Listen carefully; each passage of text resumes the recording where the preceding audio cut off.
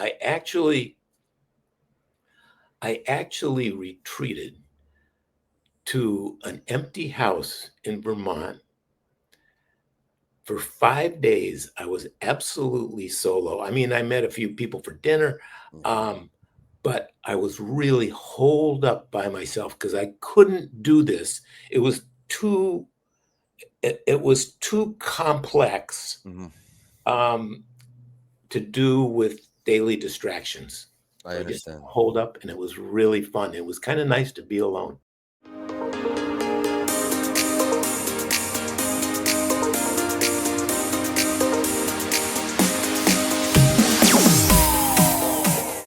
We are back with another live stream. Thank you for joining me today. We stopped by that entrepreneur show, but now we've got John here, an incredible new book getting ready for release.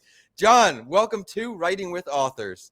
Vincent, so nice to be here. Thanks for having me. I mean, John's got me warmed up streaming from Puerto Rico today, so I'll have to give him a little shout out there. But this is Writing with Authors, a passion project I created to help spotlight other authors around the world while helping authors on their journey. Because for me, I started writing with no plan. It took way too long. Hopefully, we can help you save a little time today. John's going to release Founder to Future, a business roadmap to impact, longevity, and employee ownership. We're going to talk about his Commonwealth principles, and I'm excited about that. But John, why is this book important right now? Oh my God, this might be a long answer. So this book is really targeted at the 3 million over 55 founders of small businesses and the 32 million people that work in those businesses. Something is going to happen to those businesses in the next 15 years. And an incredible trillions of dollars of wealth are going to transfer. But right now, you know, from the 30s to the 70s, unions got better wages and better benefits, and working people moved up in this country. And at the end of that era, in the early 70s, the average CEO was making 20 times as much as the average working person. That's now 300 times as much. If wages had kept pace with CEO pay, the minimum wage today would be over $100 an hour. But working people have been left behind. They've been left behind by Democrats. They've been left behind by Republicans. They have been left behind. And to me, this book is an antidote to the current American spirit that we're all experiencing right now, the one of cruelty, not generosity, the one of cynicism and resentment, not optimism and love. It's a spirit that has bedeviled us at times during our history, but it's always been overcome by our better hearts and minds. And I'm certain that will be true of this time too. So this book is an ode to the America to come, the America where we will all share the bounty, where we will all share the rewards, where we will all share the profits. So that's the message. That's the story. That's the hope. Well, I love the value you put in. The passion is very evident if you're tuning in with us today, or once this goes live, you see him through the screen. His heart is in this book, which leads me to ask, what led you to write this book? Obviously, you've got the expertise. Again, the value is there. Why'd you want to become an author? So I've always written, and it's always been a passion. And in 2004 and 5, I took 2 sabbaticals from my role at South Mountain Company, where I was the founder and the CEO. South Mountain is now 50 years old, and I recently retired, passed it on to the second generation. So I took these 2 sabbaticals, and there were 2 purposes. One was to find out how the company could do without me, and hopefully this would lead to more distributed management. And the second was to write a book. And the book was called Companies We Keep.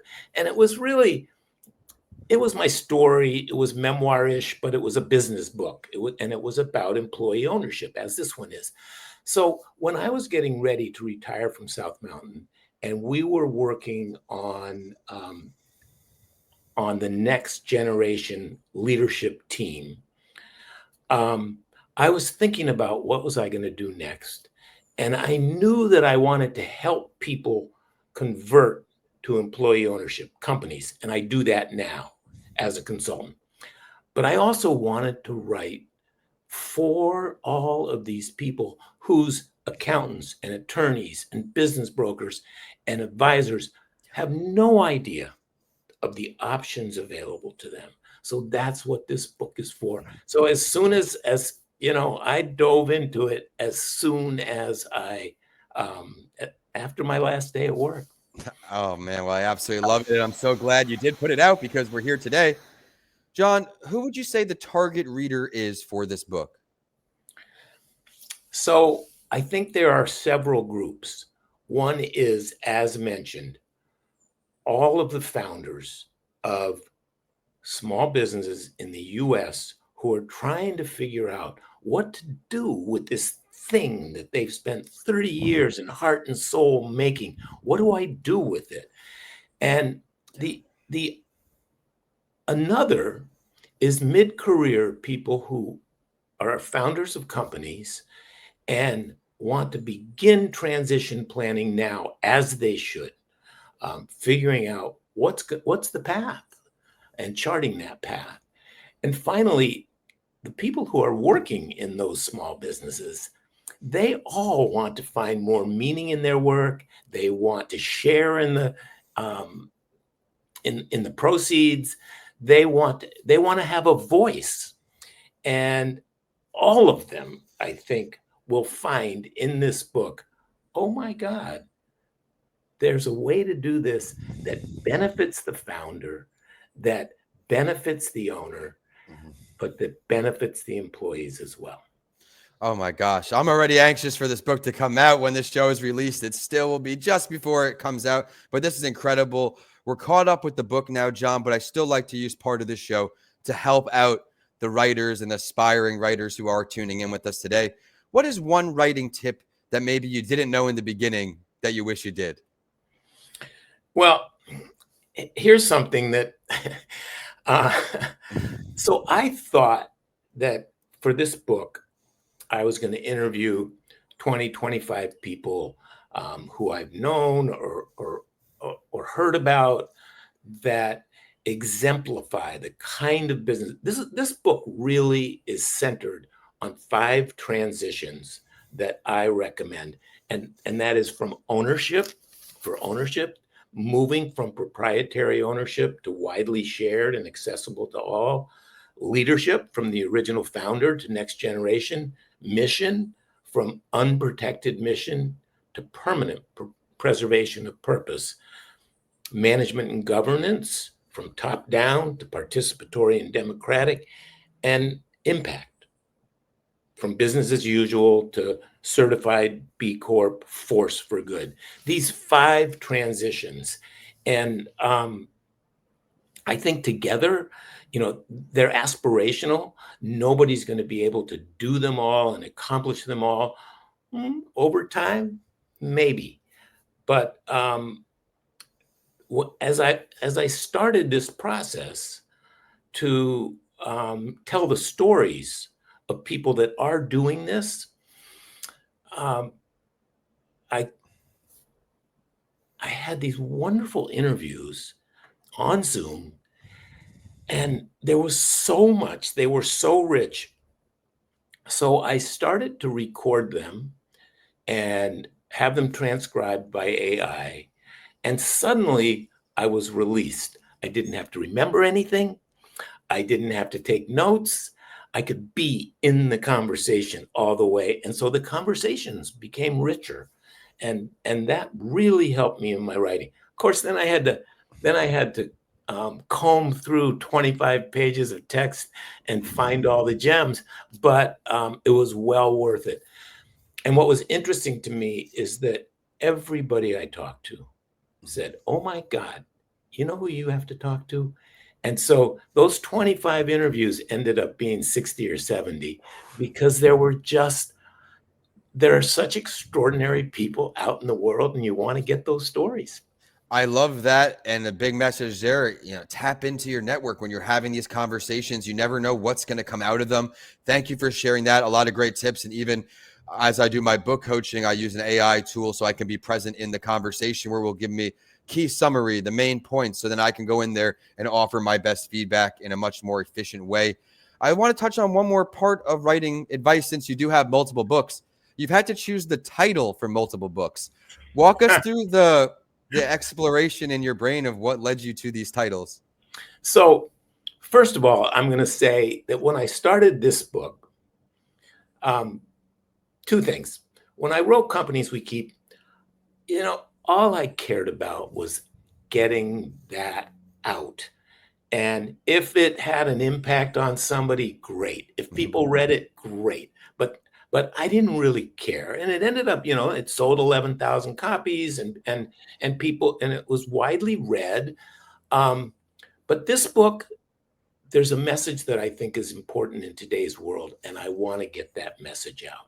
So I started by, I decided there was only one publisher that I wanted to publish this book with, and that's Barrett Kohler, a publisher I love, because they share my values. And to my great good fortune, that worked out. Amazing.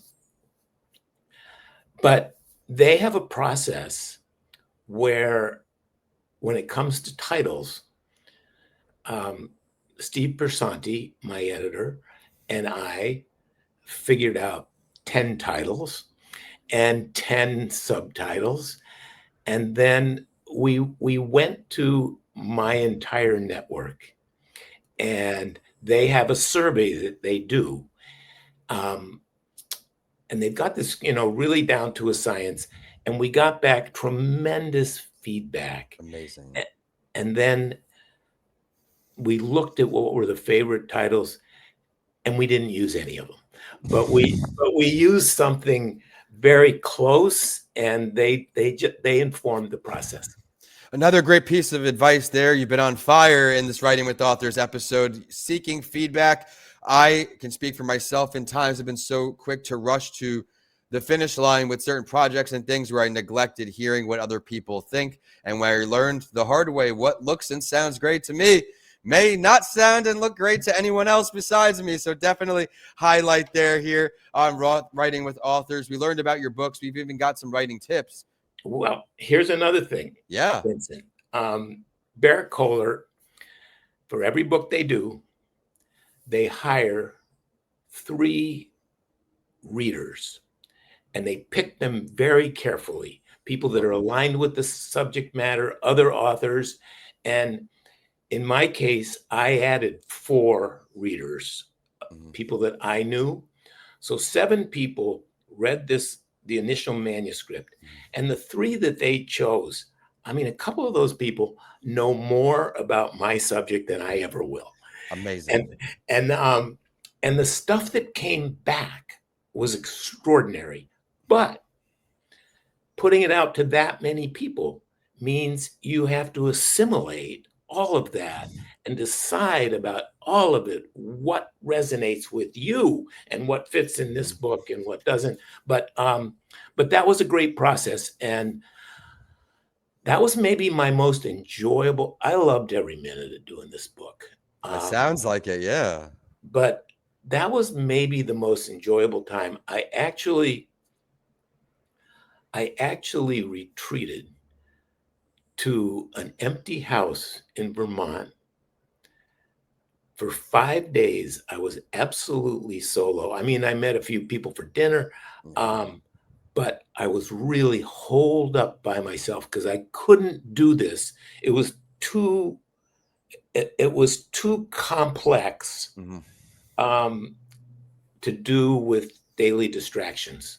I understand. Just hold up, and it was really fun. It was kind of nice to be alone. Oh, I imagine it can be very inspiring in your own sense to just concentrate, get everything done, tune out the noise. And I don't know if you can give us any better advice than that. So you've just given us so much here. I try to condense these episodes or right to the point, no fluff, because I want our viewers and listeners to not only walk away with great writing advice, but to walk away with a new few books in their queue. Please share one more time where we can find your books online and where we can find you. Because everyone, remember, he will be on That Entrepreneur Show later this year. So stick around for that. So the book can be ordered right now.